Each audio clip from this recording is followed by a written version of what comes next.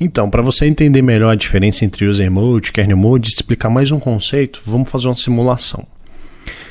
Imagina que você tenha um SQL Server e ele vai receber um commit de uma aplicação, ou seja, o que ele tem que fazer quando ele recebe esse commit? Ele tem que pegar o dado que está lá em memória e escrever em disco.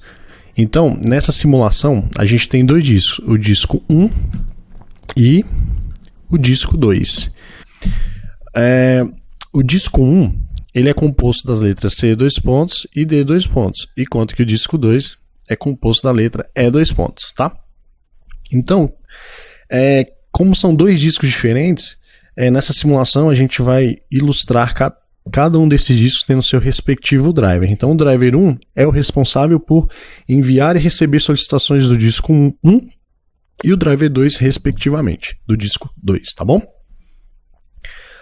Aí, vamos supor que uma aplicação vai lá e envia o commit para o SQL Server. Quando faz isso, o que o SQL Server tem que fazer? Ele tem que escrever lá no log de transação. Então ele tem que forçar o dado ir lá para o log para garantir que, caso de crash, alguma coisa, essa transação possa ser recuperada. Então antes do SQL Server dar o OK para a aplicação, ele precisa ir lá e escrever num arquivo de log. Aqui nesse exemplo, vamos supor que seja logbanco.ldf e que ele esteja tentando escrever aí 64K de dados que foram alterados. O SQL Server ele não acessa o disco diretamente, ele tem que passar pelo Windows. Então, uma operação desse nível que envolva um disco vai exigir que o SQL Server invoque uma coisa que a gente chama no Windows de função. Uma função é um pedaço de código disponibilizado lá pela equipe, né, do Windows, pelos desenvolvedores do Windows, para que outros desenvolvedores, outros programadores possam invocar certas funcionalidades. Ou seja, tem uma lista pré-determinada de funções e no momento em que essas funções são invocadas, o que elas fazem? Elas têm autoridade para transitar o modo de user mode para kernel mode. Ou seja, nesse momento, o SQL Server invocou a função e a partir daqui o código que vai estar executando não é mais o código do SQL, não é mais o código do programa, é o código do sistema operacional. Por isso que ele tem autoridade para sair de user mode e kernel mode, ou seja, a partir daqui a execução está em um ambiente, digamos assim, confiável para o Windows, tá?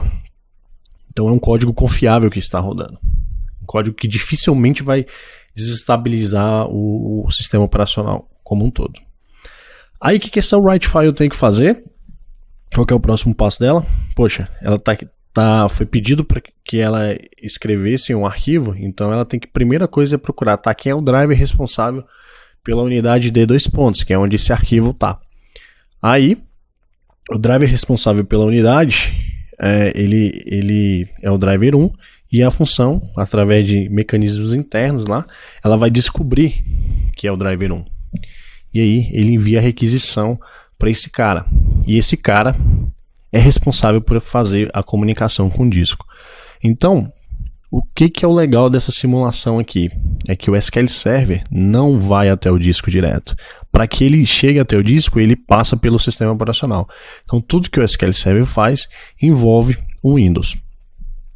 Esse conjunto de funções que uma aplicação como o SQL Server pode chamar é chamado de API do Windows. A API do Windows é uma lista de funções que solicitam, né, que permitem que um programa faça alguma coisa o programa quer fazer alguma ação privilegiada dentro do sistema operacional, ele tem que invocar essa API, uma das funções dessa API, e aí essa função transita de user mode para kernel mode, faz o trabalho e transita de volta.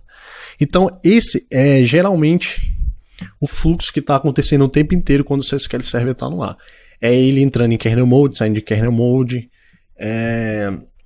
recebendo solicitação. Então, isso é o sistema operacional, isso é o Windows e os programas que estão rodando estão passando por esse processo o tempo inteiro.